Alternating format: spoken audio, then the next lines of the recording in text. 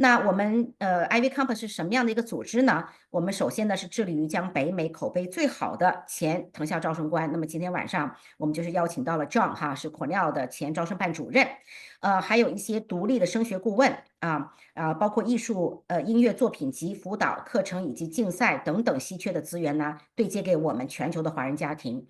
除此之外呢，我们 IvyCompass 还提供很多志愿者的机会、社会影响力、科研以及实习。等一会儿我就会介绍一下，我们有这种实习的背景提升的项目，在全方位提升和把控升学服务质量这样的一个同时呢，我们特别看重提升学生的软实力和引导力，为孩子的全面成长呢来做一些辅助的工作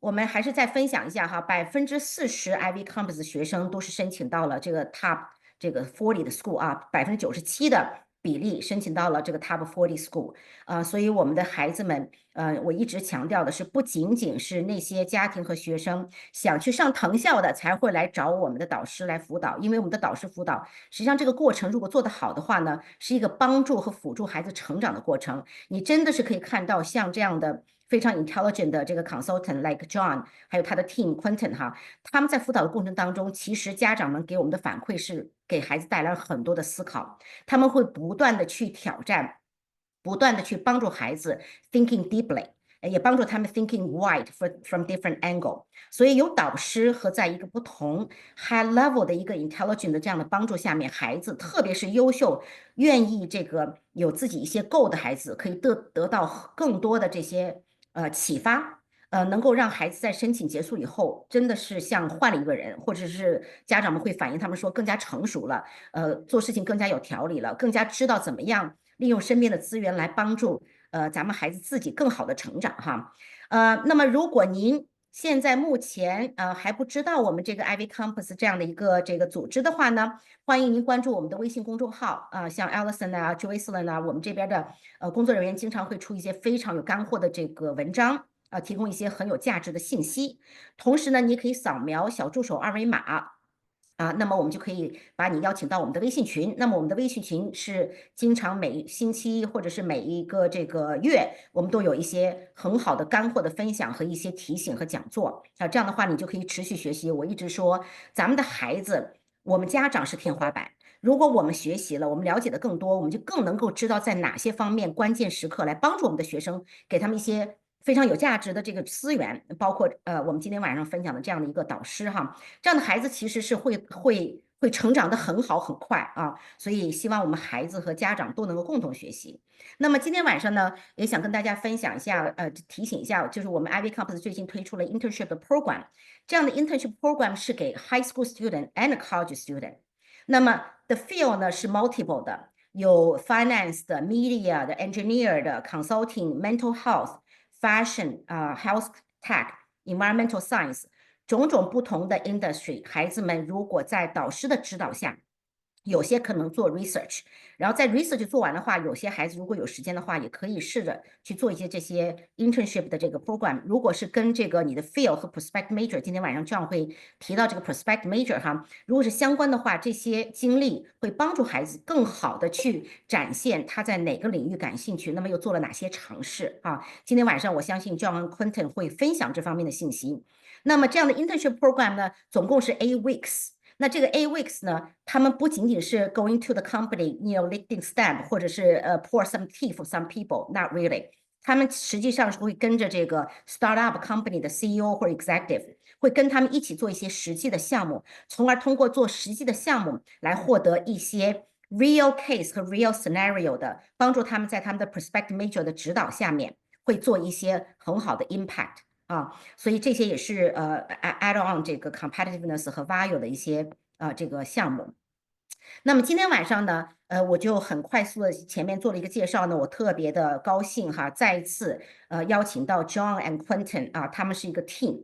那 John 大家很熟悉，他是我们 Cornell University 的 Art Science 的那个 Director 前招生办主任，他也是 Lehigh 大学的前招生办主任。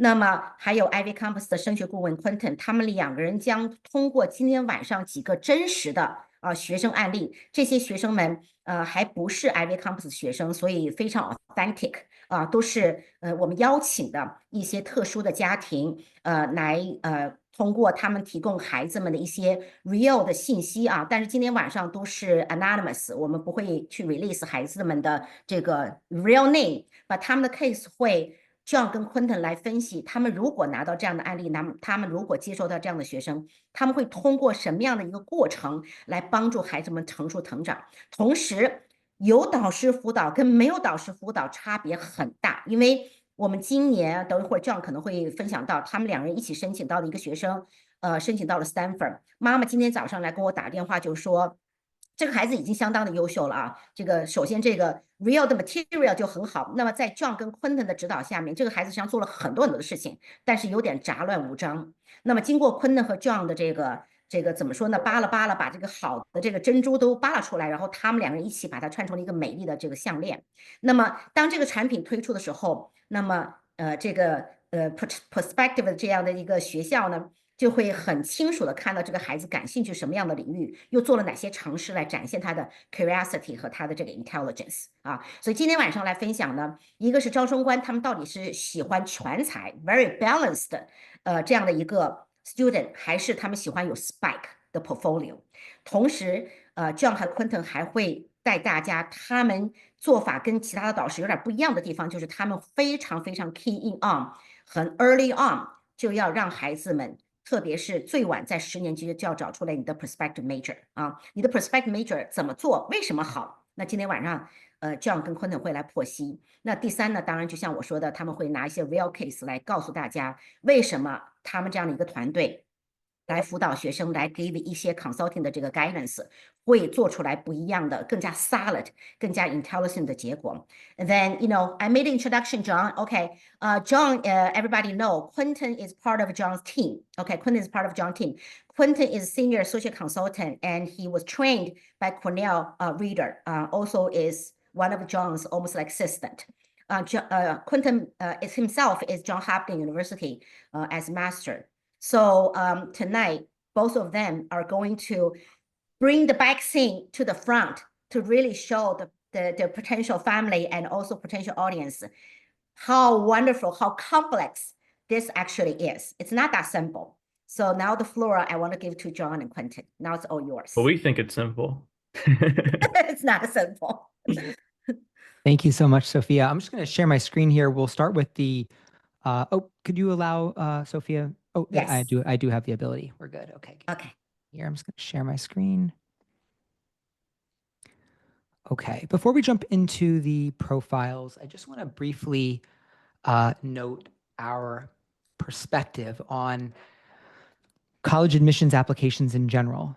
To make it simple for everybody, we came up with this analogy, this acronym that is PAGE. So the first letter, P, stands for perspective. The second letter, A, stands for activity. The third letter, G, stands for goal. And the last letter, E, stands for ethos or brand. So I'm going to start with goal. When we think about college applications, Quenton and I think the first thing that's most important for us to understand is what is the goal? Now, there can be a variety of goals, but the goal that we're talking about, at least initially, is what is the prospective major? And we can talk about it a little bit later, the difference between a prospective major and an actual major. But right now, when we're talking about your goal, we're talking about your prospective major, and that is the major that you put down on your application when you apply. And it's really important from my perspective and in my methodology and my approach to know that goal. And if you know that goal earlier than other people, that's a huge advantage. And if you know that goal with more depth than other people, that's also an advantage. So let's imagine for a moment that the first goal is your prospective major and it's economics. At a basic level, that would be reasonable, prospective major. At a more in more substance and more depth, we might say your goal is economics, but you're interested in, let's just say, housing insecurity, a specific topic under economics. So we have a goal. It's rather broad, usually in the beginning, like your prospective major, and then it gets a little more narrow under the topic areas. So that's goal. Then we move to A, activity. So everything that we talk about today, we're going to be talking about generally through the lens of, does this A, activity, the things that you do, the clubs, the organizations you're part of, if maybe you're a musician, a scout, a swimmer, all those things are activities. And we're asking ourselves, does that activity support or connect in some way to the goal? If it doesn't support or connect the goal in some way, then it's generally less important. It doesn't mean it's not important at all, but it's generally less important. So we want to make sure that our A activities are supporting or at least connected some way, even if it's liberally connected to our goal. And then we have P perspective. And the P perspective is really quite important.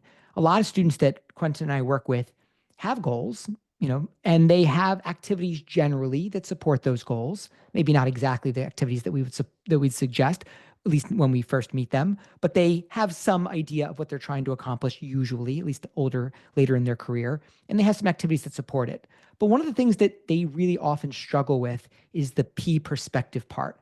That is, what have you taken away from the experience, and what do you contribute to the experience? So there's this interplay when you are engaged in an activity, your personal qualities, the experiences you've had in life, all of those things interact with the way you experience any activity. So what we mean by perspective is we're asking, when you engage in an activity, let's say for argument's sake, you're in Model UN. When you're in Model UN, what perspectives are being developed through that experience? Maybe you develop some perspectives around diplomacy or communication styles. And what perspectives are you bringing to that activity that impact the way you function as a Model UN member, right? And so the interplay between activity and perspective is really quite important. And then the final part, which is what Quenton and I spent a lot of time on in the beginning before we start building the app, is the ethos. And that's really kind of the combination of all the things we just said, the goal plus the activity and the perspectives that are being developed. If you put that all together, that's what we refer to as the ethos, or maybe in another term, the brand or theme of the application. And you might not think that that's really important, but the application is very limited. It's not like you can just keep writing for as long as you'd like.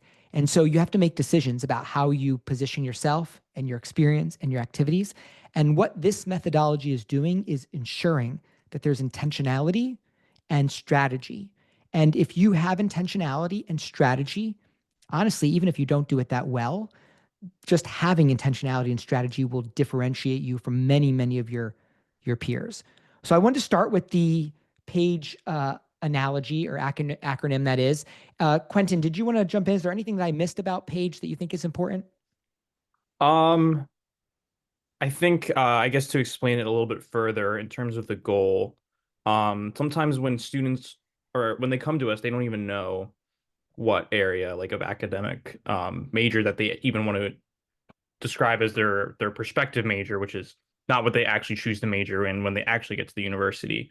So sometimes when we start, if we have a student from, total blank slate, we basically start with deciding which school within the university fits them the best, or what they are gravitating to the most, whether that's the arts and sciences school, the engineering school, the business school. And oftentimes that's an easy starting point for students to figure out what they feel relates to them the most in terms of what they are called to.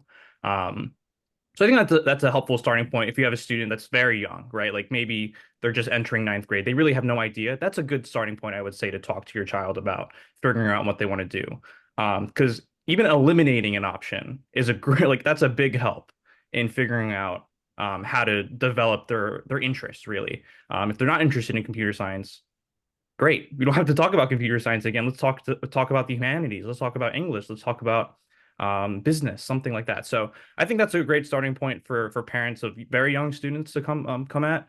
And then let me see the activity side. Activity that encompasses basically everything that the student participates in. That's whether it's in school activity, out of school activity, even like at home activities, like interactions with your family members. Maybe you have a sibling that the older sibling takes care of. That is considered an activity in a sense. Maybe it won't go in your activities list, but it does tell you something about who you are as a person. It could be used as a story in your application somewhere.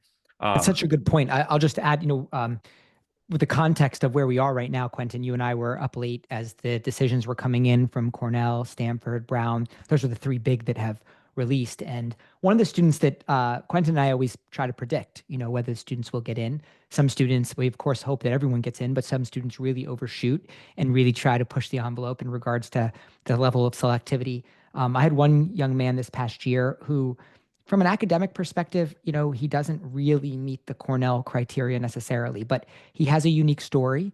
And one of the things that Quenton just noted that is really interesting, that I think really moved the needle, is this activity that had nothing to do with school or internships or research. From a young age, he was really involved in stop motion video. So he loved to do these stop motion videos. And we ended up taking that stop motion video, that art form that he enjoyed, and applying it to what he ended up doing his story around, which was food safety. And that activity really enhanced his food safety story because he was able to show it in a really unique way. So that's a unique example, but I think Quenton's point is really well taken, that activity, I think so many students and parents believe that there is this hierarchy of activities, and it's really not like that. It's actually, how do you create context and synergy around these activities? They don't have to be individually amazing, but if you put them together in the right way, the story is really quite compelling. Sorry to cut you off there. I just want to say the perspective part. That's basically what we were just saying. Yeah, we had that like stop motion activity engagement, but if you didn't have the perspective to use that as a way to connect it to food safety, then it's a waste, right? It's like, okay, he has this stop motion. Maybe he makes these stop motion videos for fun as a hobby, but which would be irrelevant, basically. Yes, exactly. Right? Like, oh yeah, he's making video. Maybe he's like with Legos or something. He's making a video about Legos, and he has them on YouTube. But it's like, okay, it's really interesting. But what does it say about him as a student? What does it say about his interests outside of that? So it's like useless unless you're actually applying a perspective to it, and utilizing it in the best way. And it's those kind of like a little bit outside of the box things that really like make a student stand out in an application too. I bet you like, there's probably like one or two other students, if any, that applied to Cornell that had anything like that kind of. Probably the only student that applied this year that had this stop motion animation plus this food safety story. I can't think of a more like interesting combination, honestly. And like you said, he was a student that academically, like probably before we found out about the decisions, this is probably a student that we were like, yeah, probably not getting in. We're going to probably have to continue to do work on his regular decision applications. Yep. But it worked. That's the power of a story. Exactly. It basically showed that the page method, it really does work. Can I pull you guys back a little bit? Because some of the parents might be understanding, because I think it takes a really intelligent understanding about the U.S. college application process to understanding what you're saying.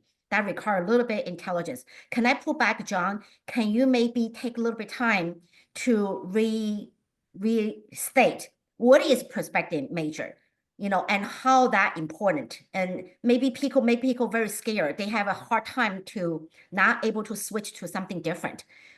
So would you repeat? I know you're going to repeat many, many times. I still want you to repeat what is prospective major, what that means to the student and family. Can everyone see my screen where it says becoming a CS major? Yes. So I just pulled this up. This is Cornell, you can see. And I pull this up just to identify some really important aspect of this. If you want to become a Cornell computer science student, you can see they put criteria here. Criteria 1, a grade of a C in all completed CS math classes. Criteria 2, a GPA of 2.5 or better in these classes. Criteria 3, right? So these criteria are set by the department. And so when you can see here that these criteria are actually identifying classes that you're taking at Cornell, right? This doesn't say, what did you take in high school? It doesn't say, what did you put down on your application? It's saying, can you take this class and get a C? Can you take these classes and get a 2.5 or better? So this is actually how you declare a major. So when you apply to college at a university, you're applying to a college type. Generally speaking, if you're talking about a typical university, there are 3 main undergraduate types: engineering, business, and what I would refer to as everything else, which is arts and sciences. So when you think about those 3 college types, they are admitting you to the college type, but they're not admitting you to the major. So if you put down computer science or you put down art, both of which exist in the arts and sciences college, you are really no closer to being an actual computer science student if you put computer science down than if you put art. The lens with which they review you will be very different because they're going to have a lot of computer science students, and the quantitative data points of their SAT scores and their math sequences, those things will be really strong. And so the competition will be really fierce. But once you get in, you still have to declare computer science and you still have to meet that criteria. Same thing if you had put down anthropology. Maybe that criteria would not have been as difficult to get in. But now if I want to declare computer science, I have the exact same standard to meet. So the prospective major matters because, number one, that prospective major falls under a college type. You need to know your prospective major to know what college type you're applying to. Am I applying to the engineering school, the business school, or the everything else, arts and sciences school? And transferring amongst those colleges is not super easy. It depends what university you're at and depending on which college you're trying to move from. But it's really important that you know that type of stuff. And this is how students end up taking longer to graduate. If they didn't, if they apply to the business school and then want to become an engineer, it's going to probably take at least a full year longer. This is also how they end up locked out of majors. They applied to a certain college type and that major doesn't exist in that college type. Well, then they can't declare the major. So what Quenton and I do is we spend a lot of time looking through what is the student's long-term goals, where do the actual majors exist to the best of our knowledge of what they want to do long-term, and then we look at what the prospective majors could be. Maybe they're exactly the same as the actual major, but a lot of times they're not exactly the same because there's strategic value to moving or shifting just a little bit to something that might be a little less competitive. I know that's a lot and that's complex. Sophia, is there a part that I may have to go over? I can jump in to also, I guess add a little bit more context to maybe simplify it a little bit. There's often this misconception that colleges are looking for well-rounded students, but that's really not the case. It's more of the case that colleges are looking for well-rounded classes. And that's just basically demonstrating why the prospective major is so important.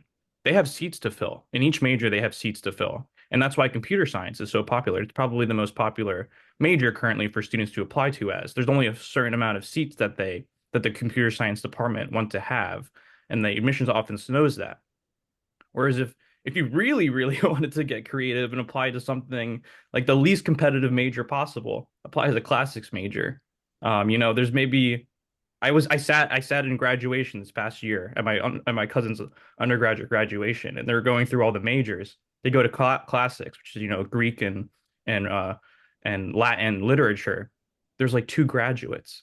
So if you're applying as like a less competitive major, you have a higher chance probably of getting in just because they're looking for seats to fill, especially if you have the story to back it up, which is what we basically provide the student. They're going to have a story that bleeds that this student is interested in the major that they're actually applying to. And I just in many instances they are, right, Quenton? I mean, like we make minor shifts strategically, but oftentimes these programs are very interdisciplinary. And once we explain to the students what we're doing and the flexibility of the discipline, many of them are like, oh my gosh, yeah, this makes a lot of sense. Definitely. Right. The classics we don't normally recommend students to do because it is very restrictive. It's more of like, oh, let's do anthropology. It's really flexible. You can tell a story from it. There's going to be some community aspect as well related to it. And as we go through the student profiles, I think you'll get a better picture because this is basically like what you're going to see in a few minutes is basically what John and I do every time we meet to talk about a student. We're talking about how to strategize the best story possible for them and what they have. And at Cornell, you can see just to real quickly, like these are the colleges and schools that as a freshman, an undergraduate, you could apply to. So CALS, we have a few students admitted there this year. This is Dyson, your business school. This is your architecture and planning school. Nobody applied there this year. This is arts and sciences, your typical. You can see they have the SC College of Business. So Cornell is a very unique school with lots of unique programs, but most universities have 3 main college types of arts and sciences, business, and engineering. But Cornell happens to be one of the very complex schools that has lots of different ways to apply, which in many ways provides lots of opportunities for us to be even more strategic. Mm-hmm. Right. I wanted to also, John, emphasize is for people, if they don't have anybody coaching them, I bet you a lot of family students don't even know they need to have a prospective major, so-called, and they even don't know how to make their story nor have their activity tie into that prospective major. When you don't have prospective major, can you talk about if you don't have a prospective major and also cohesive story, what's the damage? Well, you know, it's I had a parent the other day after we kind of explained what we were planning on doing. The dad said, "I got to tell you, John, I don't believe that high school kids typically do this." And I said to them, like, no, of course they don't. That's why it works, right? If everybody did it, it wouldn't work. So, you know, what we're talking about here is that we need to, like, if you are a good student, you're going to generally go to a good college. Now, the difference between a quote unquote good college and a super selective college, there's a very big difference between, you know, the story. When I say a story, like if you want to get into let's say a college that's ranked 35 to 65, those are very good schools, very good schools. But you can get into those schools generally without a significant story. You can have good grades, good standardized test scores, be involved in a variety of random things, and be successful. But when you get to the schools that are ranked in the top 35 in the country, if you want the school to choose you, because that's what's happening here, right? There's a variety of options, and you're asking them to choose you out of a pile. How could you possibly get them to do that? Quenton and I ask ourselves that all the time. Like, how can we get that reader to say, yes, I want that one? And, you know, the simple answer is just be the best at everything. Be number one in the class, win all the competitions, win the debate, win the math. That would be great, but that's not realistic, right? That's only one person can win the competition. So what we're focused on is asking, what else? What if we're not winning the competitions? If we're not winning Regeneron or, you know, winning the New York Times essay contest or any of those types of things, what can we do to make them say yes? And the only answer to that question is give them a story. Now, it's impossible to give them a story if you don't know the prospective major, because the story has to be an academic story. So if it's time to apply and you're sitting there thinking, I'm not exactly sure what major I'm going to put down, well, then your max output is as high as you can go academically. Whenever all these colleges read by school groups, so they're going to read your high school together. And wherever they think that line is of the best student they can get from their high school, without going too much lower, that's where you're going to get into, right? So, but if you want them to choose you at a highly selective school where they're not just trying to meet enrollment, but they're actually making selective decisions, then you have to do something more. And that could be, you could offer them something unique, like a unique geographic area, like you live in North Dakota, right? You could offer them a really unique academic area, like Quenton said, I'm interested in the classics or Greek literature. You could offer them what we try to do is a story, a narrative that makes sense. Like the young man I just talked about before, we weren't going to turn him into Greek literature. You know, he really loved food and food science, and he really loved videos. And so we said, okay, how do we turn that into a story? You can't just say those two things are together, right? They have to put them together. So we created stop motion videos around food safety, and it was a whole series based on an experience he had with a food safety investigator at a restaurant that his dad happened to own. But it was a great access point to investigate food safety and create videos around it. That's a narrative, a story. If someone looked at that app and read the personal statement, then read the supplemental essay and looked at the links in the additional information session, they would think they just watched a TV show. There's a story, there's a narrative there. Now, not every single school delivers that way. Cornell has lots of long essays, and so it's kind of easy to deliver that. Some schools, it's a little less clear, the narrative, but there are clear elements that we are putting together, and that intentionality will change the outcome of the decisions. This student goes to the Oklahoma School of Science and Mathematics. Her current GPA and weight is a 4.0, so that means that she's basically had straight A's throughout her entire high school career at this point. And she's ranked valedictorian, which would be the first in her class, with a SAT of over 1550. So just based off of this information, these data points, she's in a really good spot. There's basically no concern as long as she maintains her valedictorian status. And she has this SAT over 5050, which is basically like a threshold that John and I recommend students around like 1550, 1530. We think once you reach that threshold, you have no worries. You don't have to take the test again. You don't have to like try to shoot for a higher score. You have that score, you're going to be basically able to apply anywhere. Even like the Harvard, Princeton, Yale, Stanford, especially with the 1550. 1530 is probably like Cornell, UPenn, like a tier below, which we can talk about, which is the school group next. But at this point, the student's in a really good spot, I would say. based off of just those 3 data points. And then I guess we can talk about school groups since I mentioned it, John. Do you want to give a little bit more information about that? Yeah, I think, school group plays a big role. Basically, all of the admissions readers read by high school group. So they're not going to read, a high school from New York City and then one from North Dakota, because, you're not going to compare students like that. You're going to compare like students to like students. So the Oklahoma School of Science and Math is a really good school, and they're going to compare you to your peers in that school. So if you start as the valedictorian, the number 1 student in that school group, well, then you're in a really good spot. It's always important to recognize that, only generally the top tier students from your school apply. So you might be maybe 10th in the class, right? But if you apply to Harvard and the first 9 students in the class also apply, then you're 10 out of 10 in that school group, right? Of what they're reading at Harvard. So school group conversation plays a significant role. And we have lots of conversations with students about this when they're thinking about ED, because sometimes they'll say like, I know that students, someone who's 3 people who are legacy at my high school to Penn are applying ED. Does that impact me? And the answer is yes, it does, because they read by school group. And so having 3 students that maybe have a leg up applying ED could have an impact. Of course, not if you're the valedictorian. I would say you're still in a good spot. Yep. Okay, should we move on to the next point? Yeah, the 1550, I think we kind of hit everything there, I would say. Yep. Okay, so let's move on to the AP courses. She's sitting at 12 expected by graduation, and then scored a 4 in Chinese biology and U.S. history. I will say this, yeah, this is a little bit atypical for someone, especially who's the valedictorian, to score a few 4s.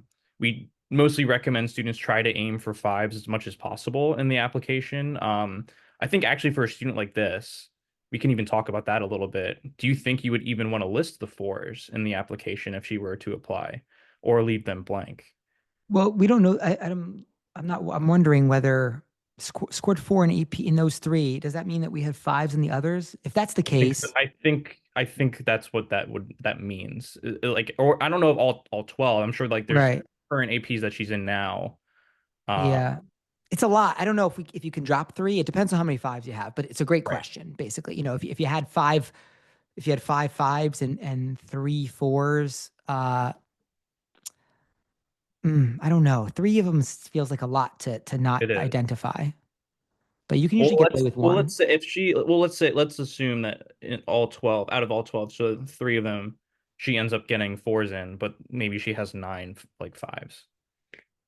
Yeah, I mean, I think maybe I would take like one or 2. I would try, like, I like the block of 5s, Quenton, right? Like I like that block of 5s if we can get it. If you're they matter, which is like, I don't know if all the parents know that AP test scores do matter. The admissions office, they take into consideration the scoring results, and they do. And I would say even when the students, like when they take those AP exams without taking the class and they do well, like the admissions officers often like it more. I'm not saying that this is something that we should encourage, but you can tell they're like, oh, look, they didn't even take the class and they got a 5.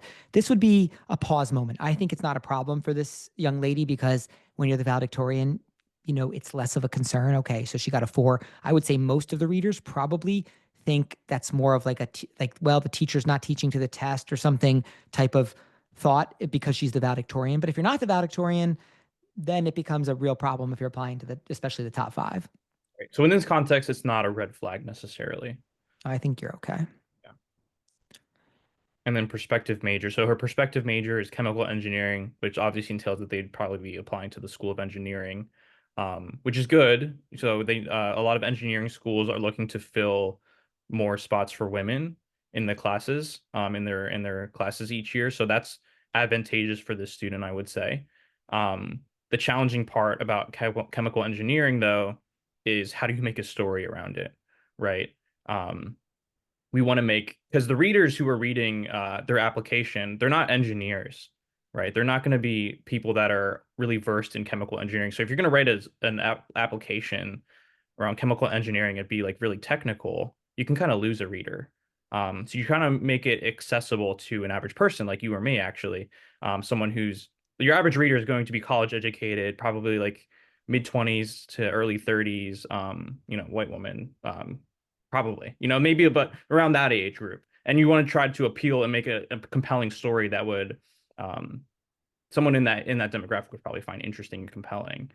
For example, like, Quenton and I always are trying to build around civil engineering, mostly because it has great narrative value. It's generally like engineering solutions to community problems. If we had a young lady if we had some time with her and she was, in chemical engineering and we didn't want to move off of that, like a good thing to think about would be like material development and testing as it relates to materials that are being used in like playgrounds or something, Something that local. type. Yeah, because then it makes it accessible, like, to the readers that we're talking about, as Quenton noted, female, generally, young mothers, very typical because they can read from home. Those things, they connect, like that idea of chemical engineering and what is the surface of the playground where my children are going. That makes that story so much more accessible than telling something about laboratory experience, if that makes sense. Yeah. And the reason why it's more helpful to do something more localized as well, it's just more believable, I think, for high school students to be interested in something local.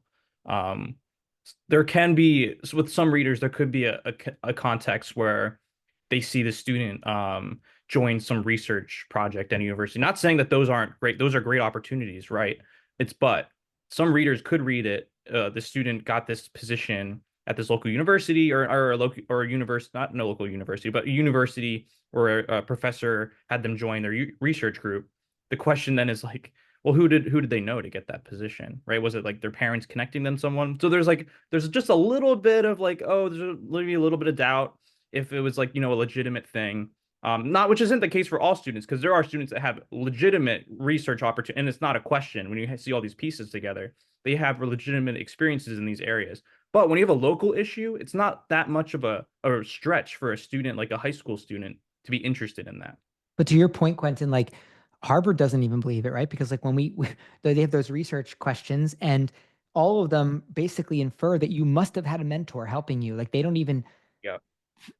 fathom that a high school student was doing this by themselves on those documents. So like we really are trying to make, for really smart students, the biggest thing that we're doing is making them accessible, making that story accessible, making it authentic and believable to the reader. Because a lot of the students, when we're talking about politics, for example, everybody wants to do international stuff, right? Because it feels big and important, but it doesn't feel authentic and it doesn't deliver the right way. And so that's why we're focused on these really local connective tissue pieces between the prospective major and what's happening in your community.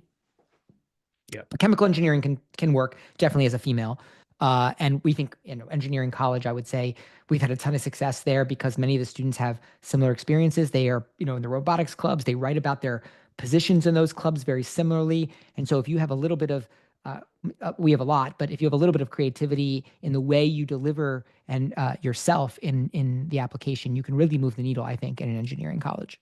Yeah, definitely. And I think also an aspect of that story that you're talking about with like the problem, like the research problem of doing research at like, a local park or a playground, it shows that you care. It shows that the student cares about bettering society in some way. And the readers care about that. The schools care about that. They want students that are going to contribute to the betterment of society in some way. So it really does read well. So that's also an important aspect as to how valuable the localized research question is. Absolutely. And it's like, it's not like when we say the betterment of society, it makes it feel like it's so big, but like, why do these people want, why do the readers want these types of people? For the same reason that everyone wants like the doer in the office, right? The person who comes in, sees a problem and gets it done, like figures it out and, convenes the committee and solves it. Everyone values that. That's what they're looking for. And it doesn't have to be something huge. It just has to be identification of a problem and some level of progress toward the solution that is valuable for everyone.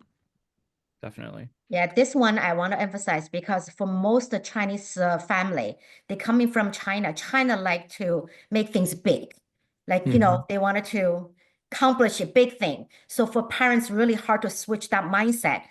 In this culture, in this United States university culture, they're looking for something more on the ground, right? Well, That's why you so emphasize Sophia, something on the ground. Let me just say that it's kind of that, but it's not necessarily that the American culture is looking for that. It's that all the kids, every culture, they're all doing the same thing of these big,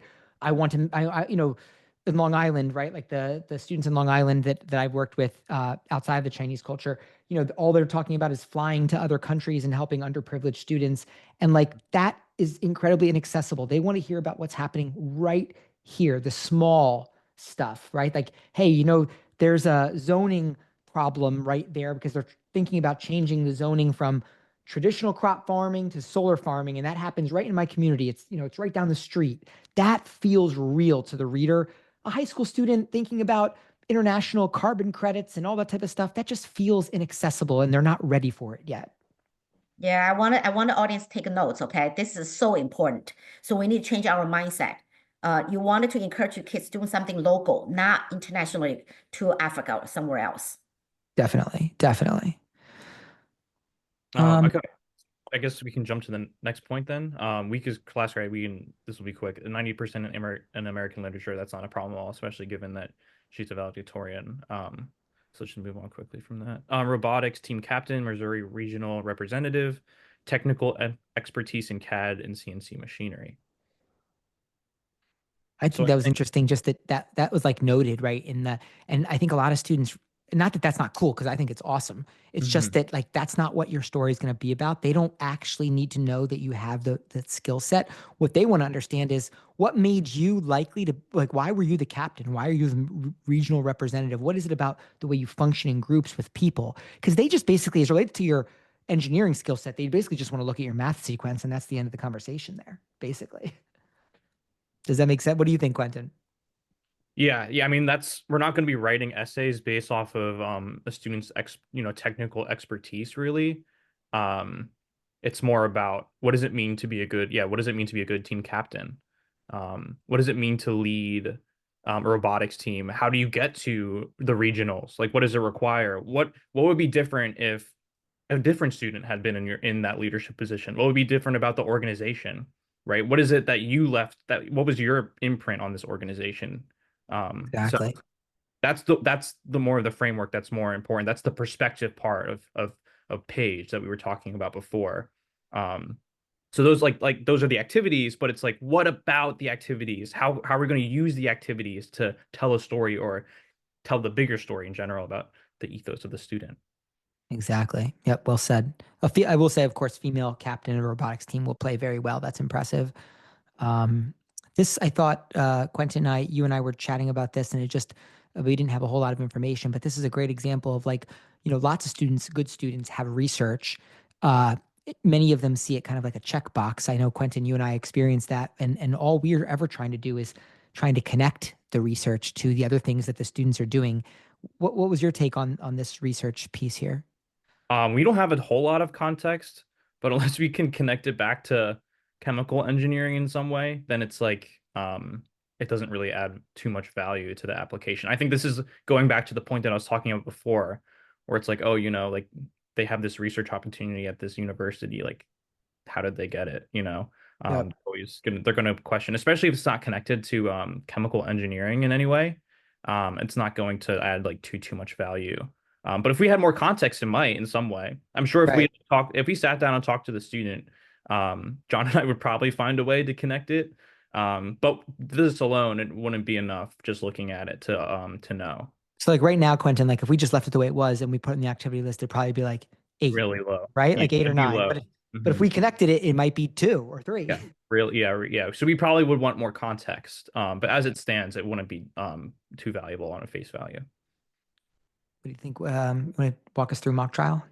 Yeah, this one's interesting. So they got an award here, recognizes outstanding witness at state tournament for mock trial. So this one's interesting too because you know, when people are engaged in mock trial, normally they're like political science students or public policy, economics, something more in that area. But the student engineering background in mock trial, that actually could be utilized well. Just because I think there's a bit of a stereotype with engineering students that they're not good communicators. But it actually is incredibly important to being a good engineer because you're working on teams all the time. So this is something that probably could play into a supplemental essay. I'm sure there's stories more stories that the student has to tell that we won't get just from reading this. But I think this could be used well in an application if we were able to sit down and talk to the student and really get that P perspective out of them. And it's funny because I agree with you 1,000%, but I feel like if this was an arts and sciences app, not that we wouldn't write an essay about mock trial, but we wouldn't have been as interested in it. No, right? Definitely not. It would just be another Yeah. It's like more typical. That's why it's actually valuable in an engineering application probably more than a political science student, because Yep. all the political science are going to have mock trials, so you're blending in. Yep.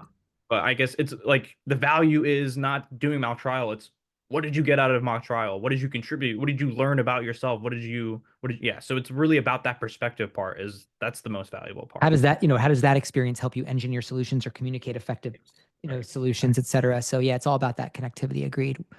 And then music, like especially a lot of Asian families that we work with, they're going to have students that have a background in music. A good important conversation to have though with the student, what we start with, especially if a student's really good in an instrument, is there a chance for them to get into a music program?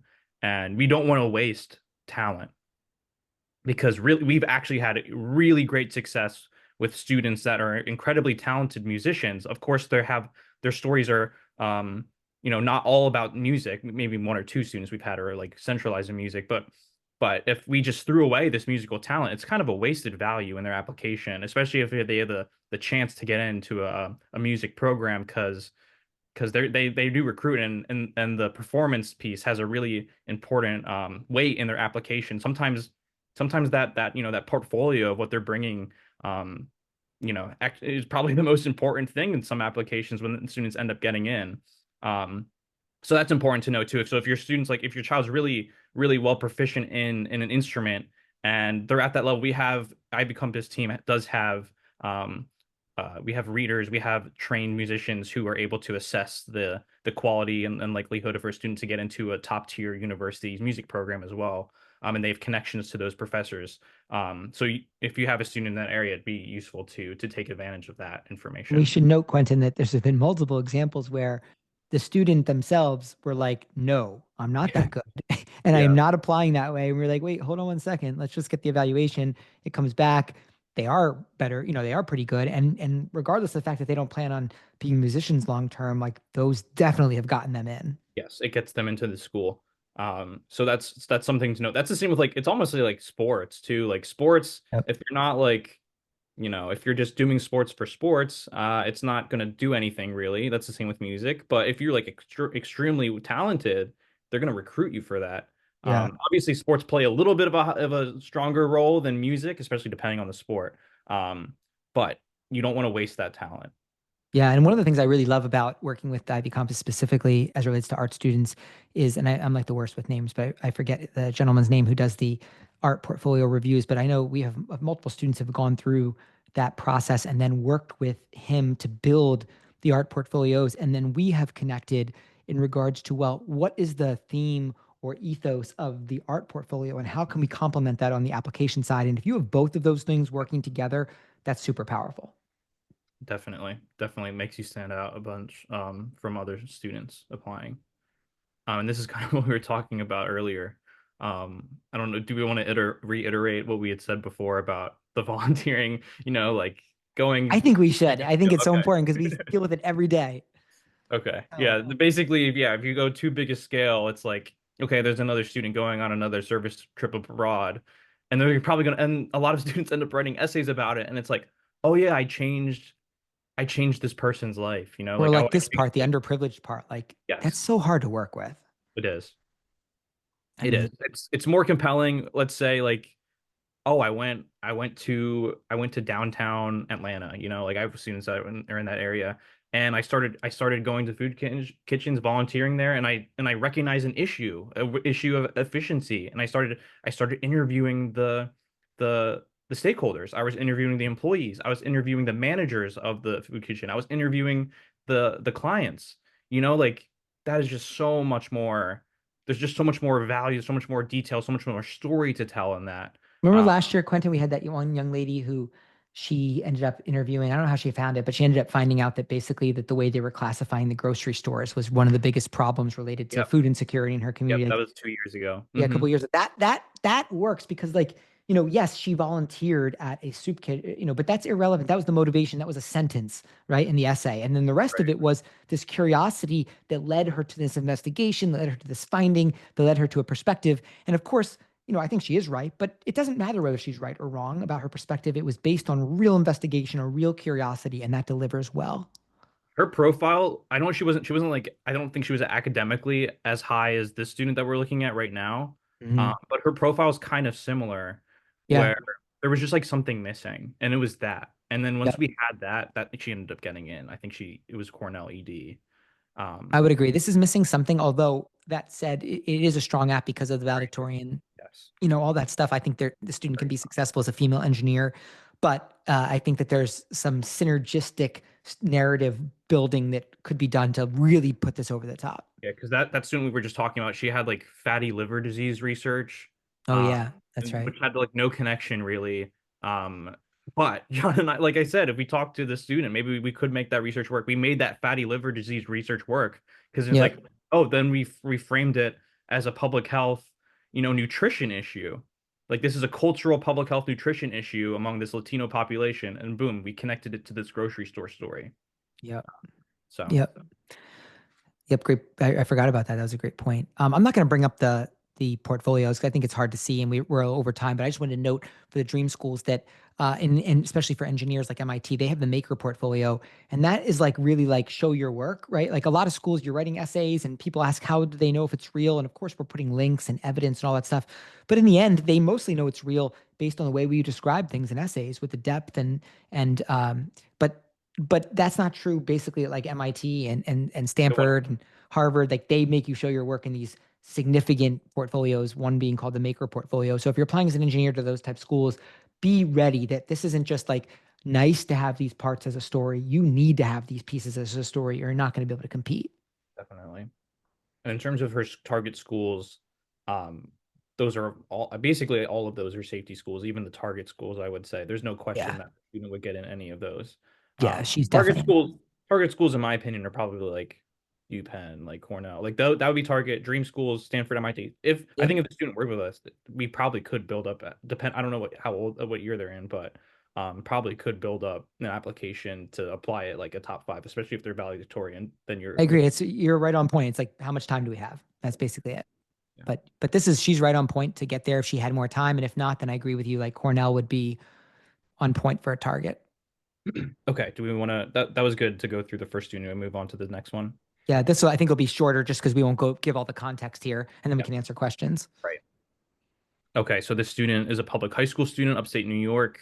They are also valedictorian / salutatorian candidate, and then a 1590 single attempt. I would say it looks like, based off of this data, that the student, I would say, is like in a similar academic position as the first one.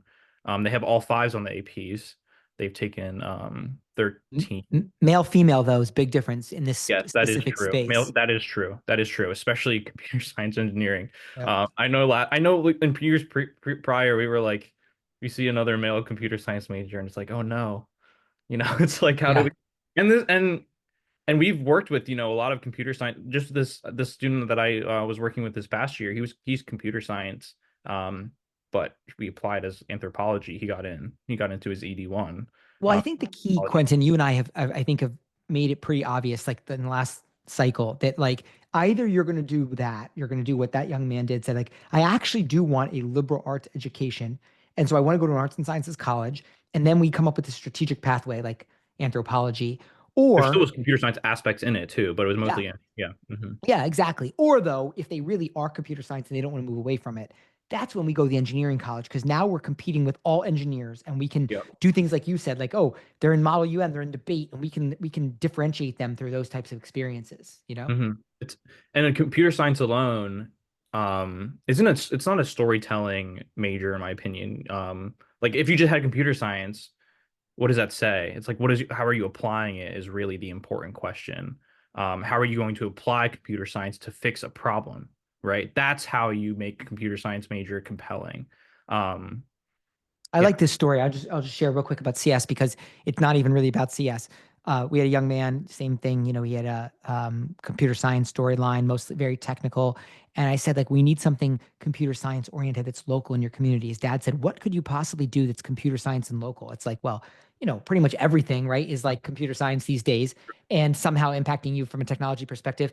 But we were like looking in the newspaper, and there was this article about how the 911 center could not triangulate off of a cell phone because of some software issue. And so this young man, all he did was write an article about it. As a young technologist in my community, he basically kind of said it was like a travesty that they couldn't update the software to get to this level. And it was just illustrative of a young person that has a technological background saying, hey, I'm looking at this and I have an opinion about what's happening in my community. You'd be surprised how impactful one article like that is for a CS student. Now, if you were policy, that wouldn't maybe as much impact because all the policy students are doing stuff like that. But a CS student, they're not doing that type of stuff. And so minor things like that can really make you feel accessible and authentic. Mm-hmm. Definitely.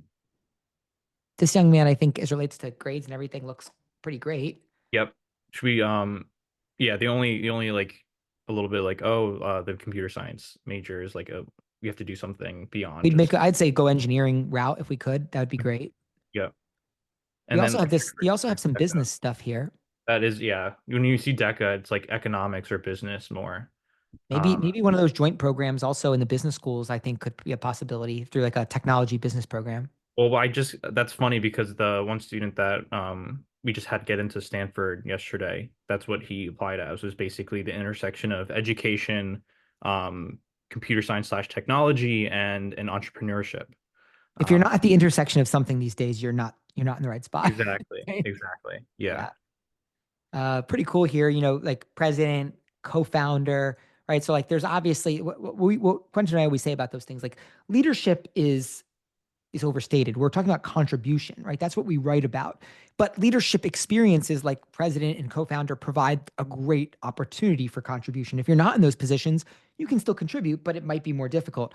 Now we're in a position where you really have the opportunity to make a contribution. And so when you're younger, it's awesome when we can like actually plan with you. Like, what is the mission of your organization? What are the current activities? Do the activities support the mission? And if we were going to make a change, what would it look like? I think Quenton and I love to brainstorm those things, but more often it's like we have to retroactively do it, right? We're saying to them, what did you do? Oh, nothing. Well, what could you have done? Right. Like, and then we write it in a way that maybe is a little bit more ambiguous as to whether it is going to happen in the future or did it happen. But that, it works sometimes if you're retroactively thinking, but if you can proactively plan contributions, that's a whole different ballgame.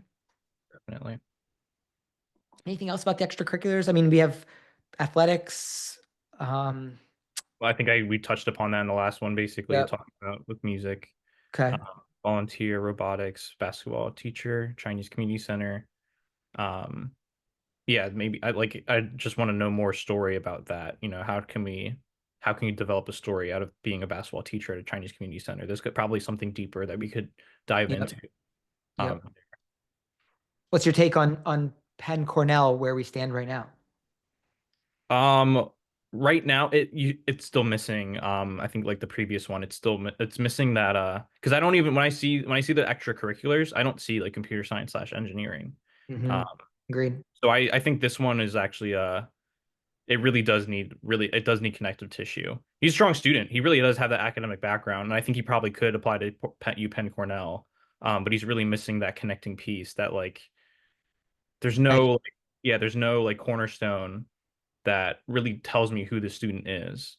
It's funny because, like, look at this, like we have all fives, right? On the AP exams, we have lowest grades, the 97, 1590 single attempt, and also likely to valedictorian. And yet you can feel, right, the vibration of our conversation is a little bit more negative. And he's awesome, this young man. He's awesome. He really is. But there's a lack of form and structure and intentionality. And we know that that's going to be a problem. I think he's definitely a Penn Cornell level student, but will he get in currently?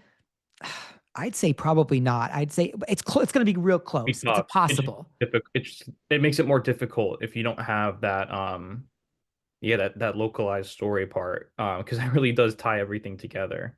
Yeah. I mean, which I'm not saying that you need that to get to those schools, but as a male, if I'm going to assume Chinese male computer science, your competition in those areas, like, I had a student that was refused from Cornell 3 years ago, CS, who was in multivariable calc as a junior, but he got a B+, and that was like a death blow. But, multivariable calc as a junior is pretty darn impressive, Mm-hmm.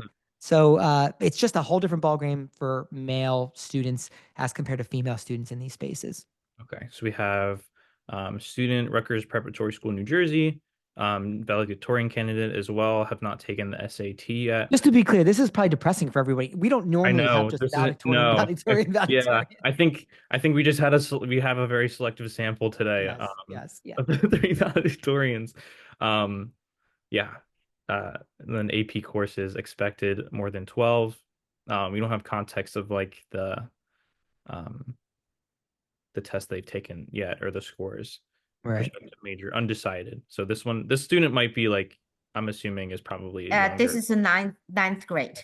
Okay, that makes Yeah, sense. that's why a lot of information is not revolving yet. Yep, gotcha. Well, Quenton, like, you know that when we sit down with a student like this, and we have many students like this, likely humanities or pre-med, and that sounds like, oh, I might be humanities or I might apply pre-med, but like the difference between if you apply humanities and if you apply pre-med is huge, right?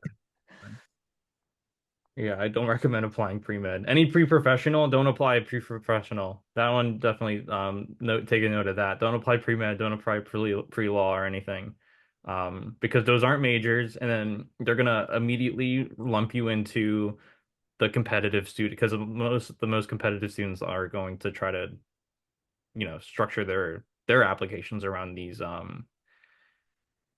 pre-professional, and then the strongest students too, all the STEM, are going to be pre-med. So can you guys talk about a little bit more on that? Because the pre-med is a lot of Chinese family, if they think their kids are very academic strong, they are going to medical future.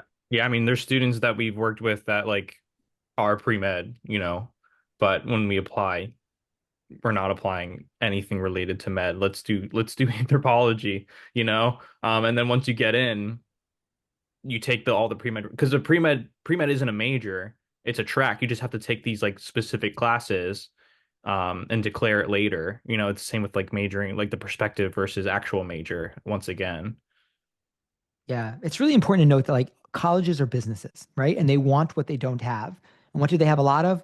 They have lots of pre-med students. And pre-med students, as Quenton noted, are not that's a track. It's not a major. So all those students are maybe biology, maybe they're neuroscience or something like that. But pre-med is a track. It's really a marketing ploy at the undergraduate level, because same thing with pre-law, because like you have an advisor who tells you to take a core group of classes, but like you could go to medical school without being a biology major, and you probably have a better chance to get into medical school not being a bio major. Same thing with law school. You could be an engineer and apply to law school.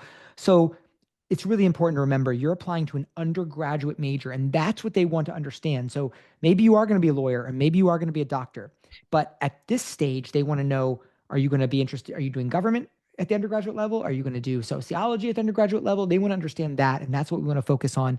And it's a very important decision, because if you start to sound like you're pre-med, maybe your dad's a physician, your mom's a physician, and they allow you to shadow them or their friends, and maybe you're not even sure if you want to become a doctor yet, but you do it because, hey, it's something to do, and I might as well learn. It's an access point.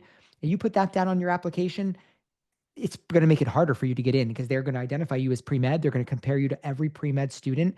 And that is a really competitive group of people that you don't want to compete with, because there's no purpose to it. If there was a purpose, we would do it, of course. But there is no purpose other than if you're going to apply to the BSMD programs. Those are your accelerated med programs. That's a whole nother conversation. They're very competitive. That you do obviously have to identify yourself as pre-med then.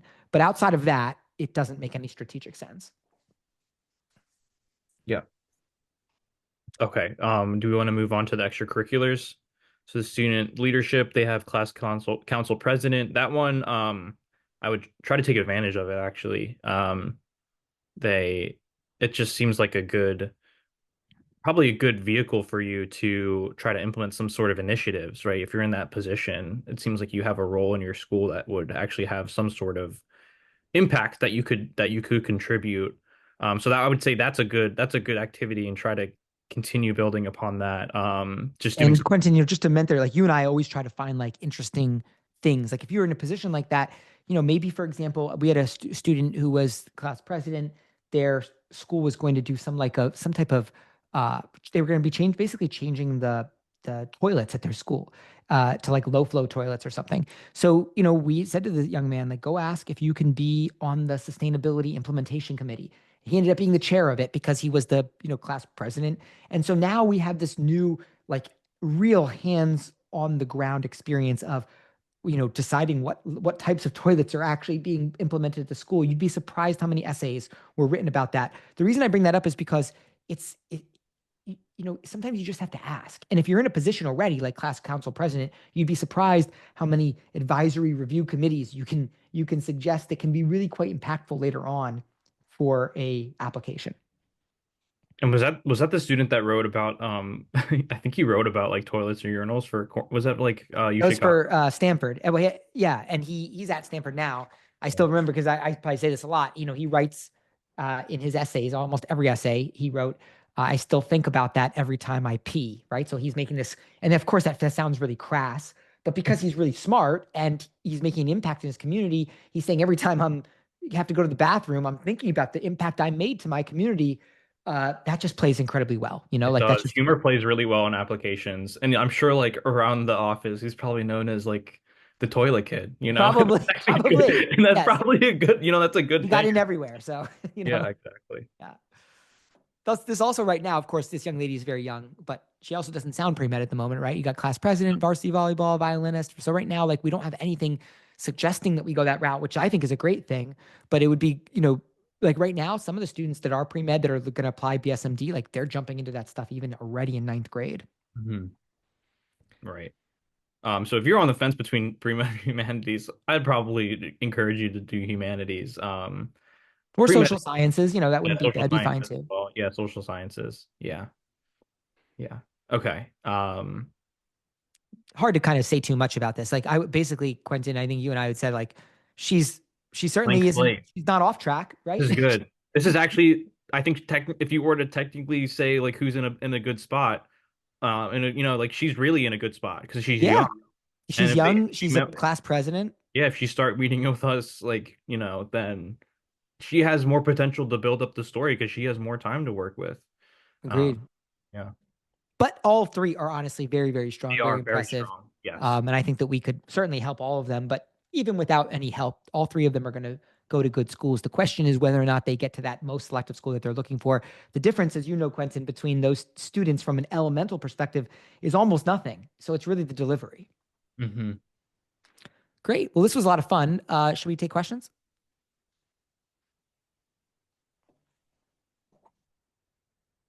Do we want to are we fielding the questions or is someone else? Because we can literally just pull up the chat, right? Or how do we want to do this? Yeah, whatever. I guess we can just kind of go through. I can read the questions if you want. Go for it. Okay, so the first one is, if a child has a 504 plan, how does it help with the application? Should it be mentioned in the application? Well, I would say that generally speaking, you want to, it depends on what you need, right? So if you have significant needs, then you do want to mention it in the application. If you don't have significant needs, I would suggest that that's something that I would do post offer so as to not have an impact on the decision itself. Makes sense. Okay, so then for the next one, for the prospective major, what if my kid is aiming for a veterinary science, which is not an undergraduate degree? My daughter is a junior now. She has started a club, volunteered at an animal shelter and fundraising, took online vet science class, planned an intern this summer. So do you think these dots are connected?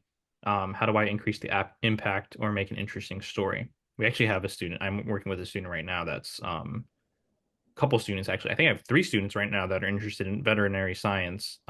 Even though that's not technically an undergraduate degree, there's majors that are connected to that area, such as animal science. Yeah. But still incredible. It's still a competitive area. I think at least 2 of the students that I've worked with, because there's one student that I just got as a junior or senior, so late. But the other 2 students that I've worked with, we've actually combined this animal science story to an anthropology story. So we had them do local research about the practices of horse care. I think it was taking care of the way, or horse meat, actually, horse meat consumption in Canada. They're a Canadian student in their region. Which sounds a little like horse meat consumption, like it's kind of like a true. little striking, right? But like that's kind of why we chose it. Yes, it's striking, and it was also like, I think it was an issue going on. It was literally like a local bill that was going on in their community.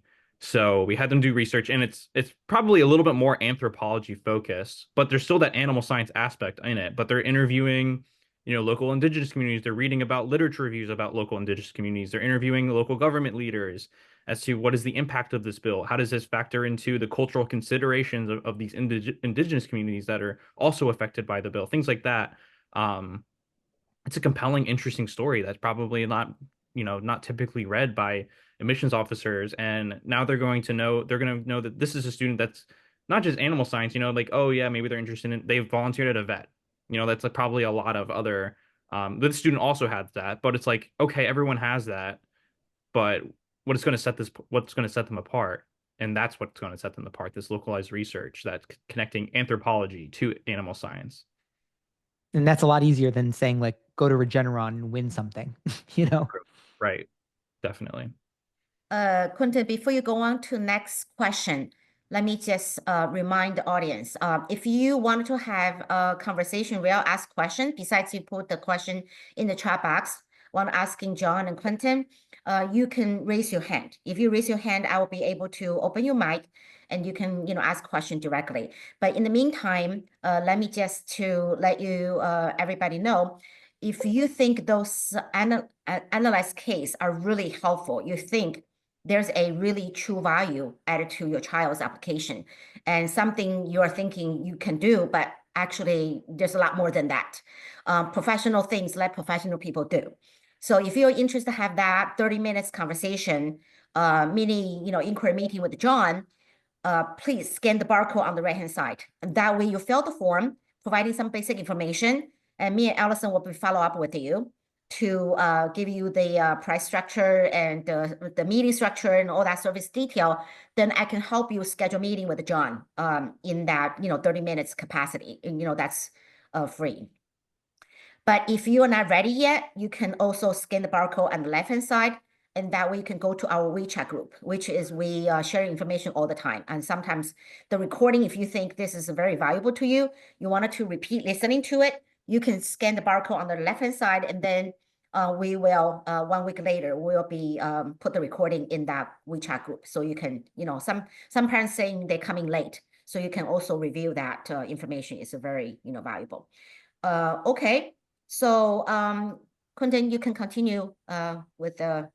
Yep. Okay. So I will, I just want to wrap up that last question then. So do we think these dots are connected? Yeah, I think the dots are connected, but it's what you do with the dots that is really important. Like I said, if it's just another student that's volunteered at a vet shelter, it's not going to move the needle in the same way that like the research project that I just described would.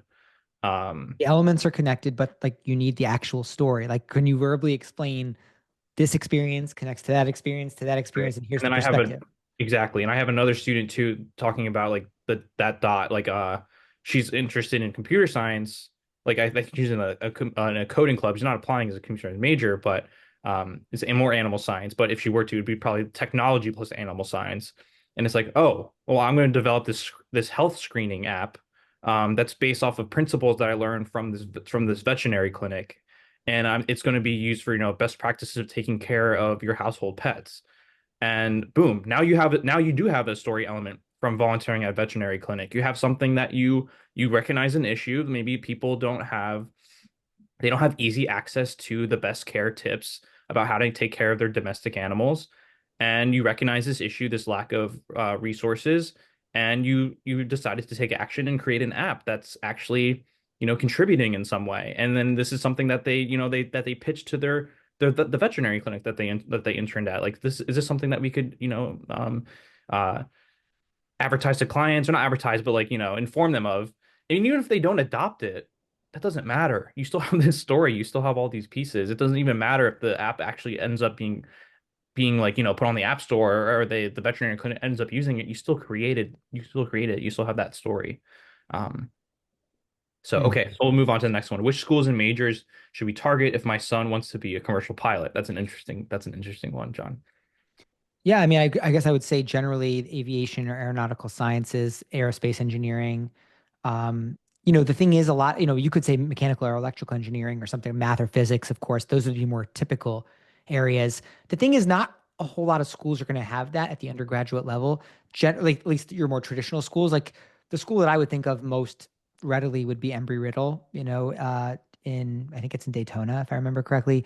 They call it the Harvard of the skies. That's like the aeronautical science, aerospace engineering program. Purdue's well known for it as well. Not really any, like the Ivy League schools don't really come to mind for something like that.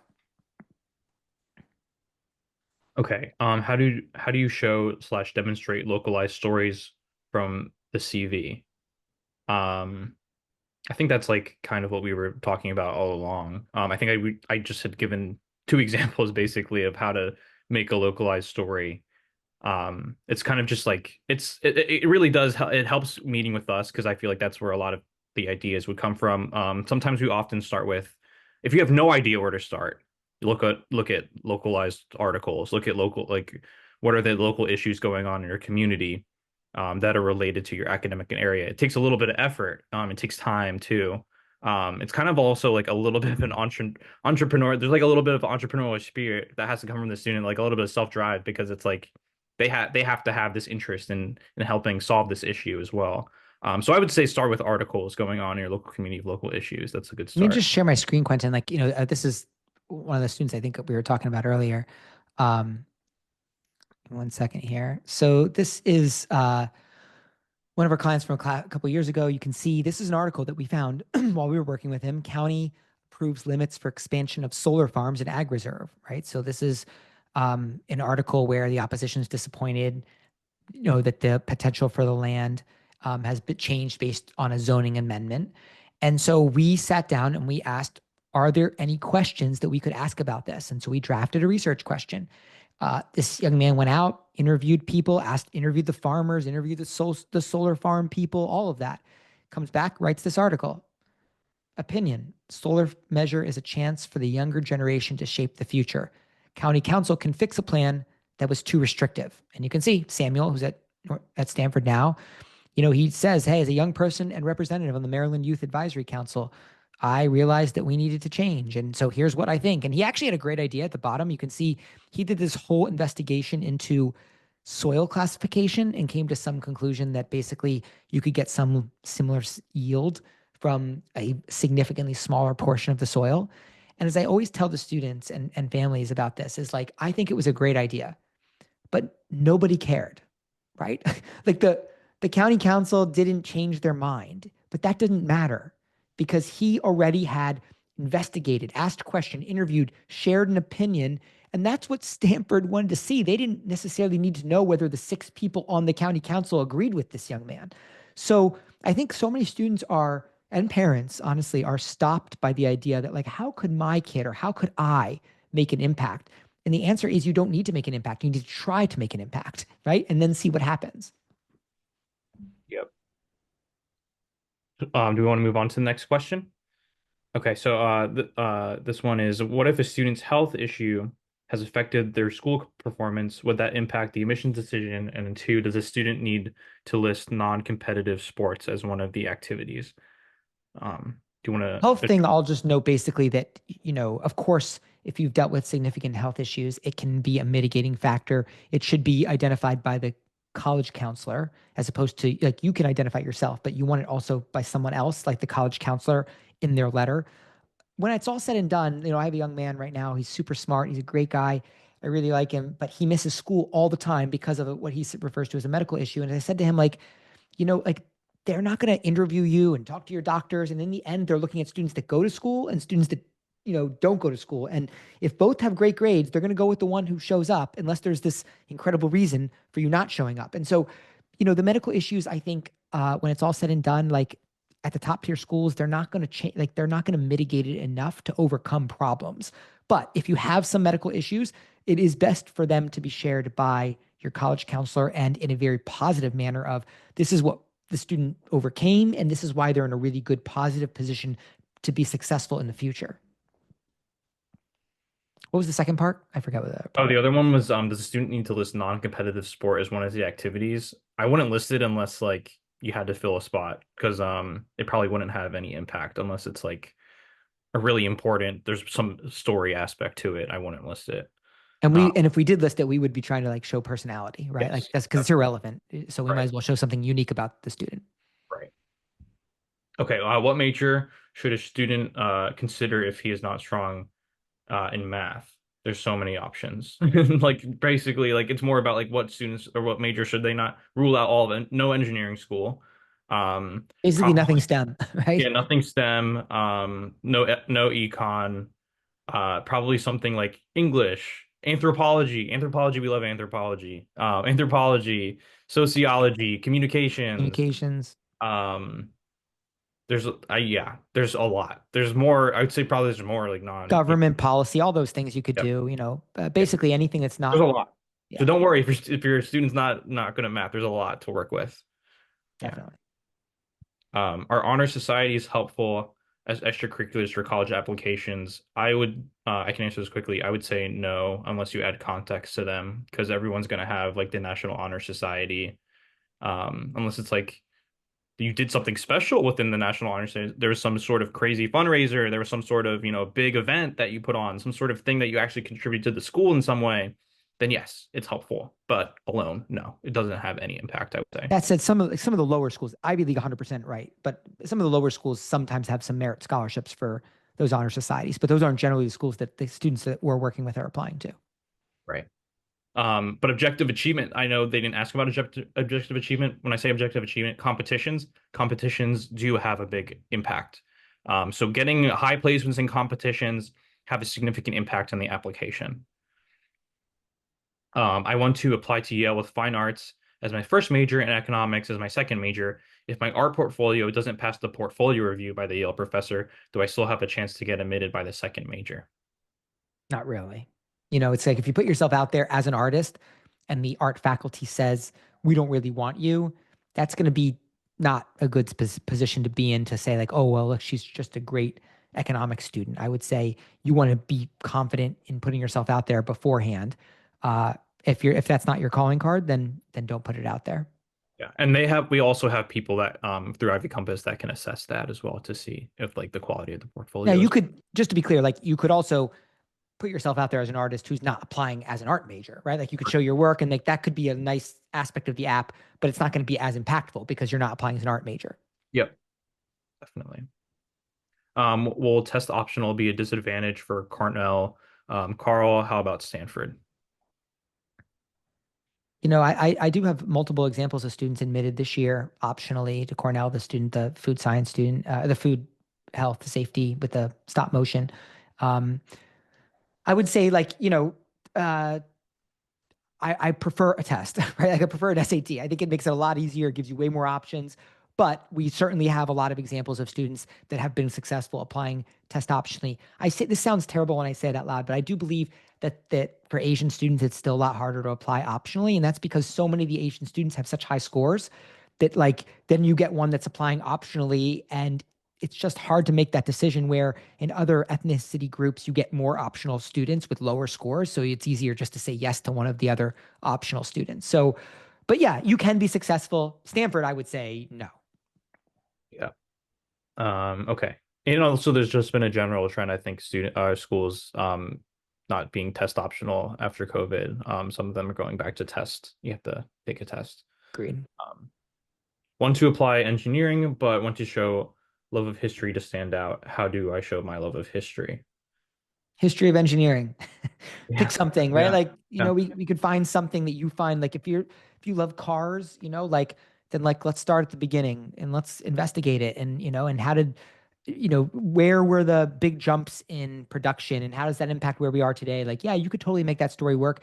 That would be, in my opinion, a passion story. Like, you got to like show that you love this and there's a lot of different angles that you've investigated something specific through. And I think that would help you stand out a lot in the engineering college side.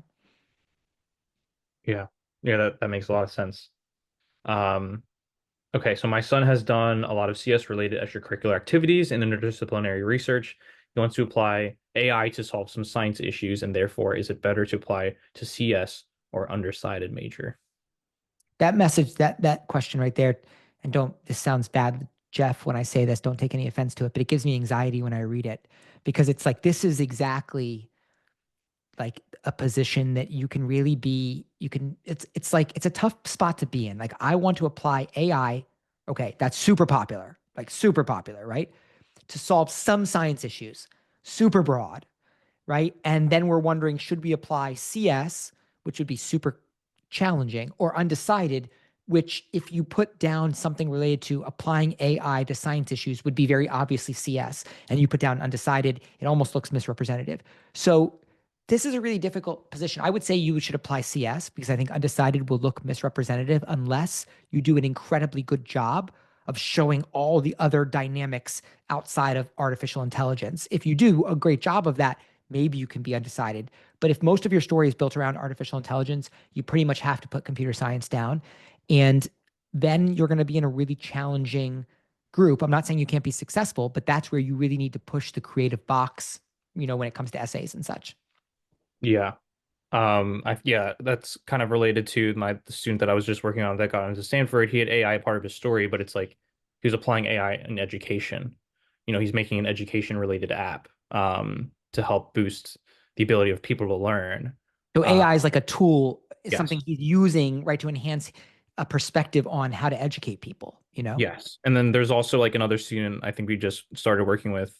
They're interested in material science and civil engineering, and also have a little bit of computer science. It's like, okay, but then let's apply something like computer science to a local issue, like about like developing green technology that, like, I think it was really like you touch a surface and it generates energy and it stores that energy in some way. So it's like, it's all about the broad part of that question is, that's the alarming part, I would say. So you just have to find something particular to apply it to. Yeah. That's the important part. That's what we would do, get specific real fast. We have a hand raised. We can answer that question. If Michael T is able to unmute him.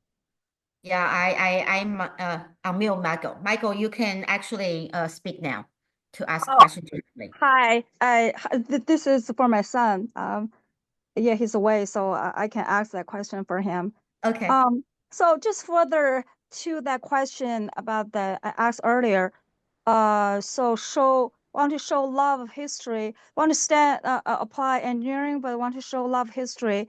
So you said just write essay about history of engineering, but where to go? Okay, well, he can write essay, but where to go from there?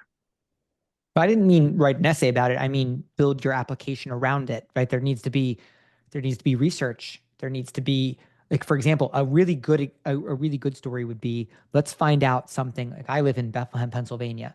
Like, maybe I would investigate the history of the steel mill engineering work in Bethlehem, because Bethlehem Steel was a big manufacturing center, and they were engineering a lot of the stuff for the wars and stuff. And so, kind of saying, if I'm a budding engineer and I investigate a kind of the local engineering history in my community, and maybe I interview people that used to work at Bethlehem Steel, and maybe I write some local interest pieces about it, like, that would be quite compelling to kind of connect your own local history around something, around a company that was engineering solutions. So, this would be about, not just about writing essays, but about building up the narrative with elements of research, maybe contextualization through like investigative journalism. And then when you add that up with the engineering background, I think that story will be really quite compelling.